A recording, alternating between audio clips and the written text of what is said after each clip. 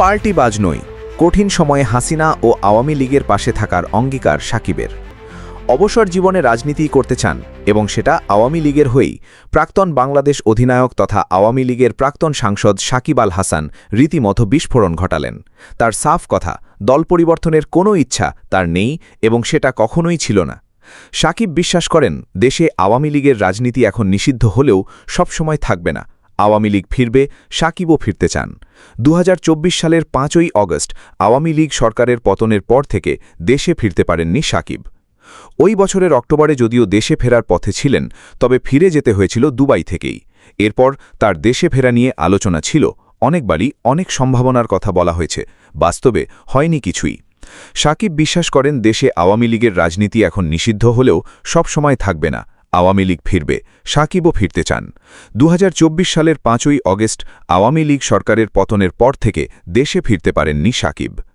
বাংলাদেশ ক্রিকেটের সবচেয়ে বড় পোস্টার বয় বলছেন, ক্রিকেট ক্যারিয়ার শেষেও রাজনীতি নিয়েই তিনি ব্যস্ত থাকতে চান এবং সেখানে তার একমাত্র পছন্দ আওয়ামী লীগ। মুম্বাই থেকে বাংলাদেশের একটি অনলাইনকে দেওয়া সাক্ষাৎকারে সাকিব বললেন, তার দেশে ফেরার সম্ভাবনা ও বাধার নানা দিক নিয়ে। এছাড়াও তার ক্রিকেট ক্যারিয়ার ও রাজনৈতিক জীবনের ভবিষ্যৎ, আওয়ামী লীগের নিষেধাজ্ঞা, জুলাই আন্দোলন, বিসিবিতে পালাবদল, নিজের পরিবার এবং আরও অনেক কিছু নিয়ে খোলামেলা কথা বলেন ৩৯ বছর বয়সী অলরাউন্ডার। কিছুদিন ধরেই শোনা যাচ্ছে, সাকিবকে বাংলাদেশে ফেরাতে পারে বর্তমান সরকার। কয়েক মাস আগে বিসিবির এক কর্তা বলেছিলেন, সাকিবকে ফিরতে হলে কিছু একটা প্রক্রিয়ায় ফিরতে হবে, বলতে হবে যে আমার দল খুন করেছে, আমি করিনি, বা এই ধরনের কিছু করে আসতে হবে।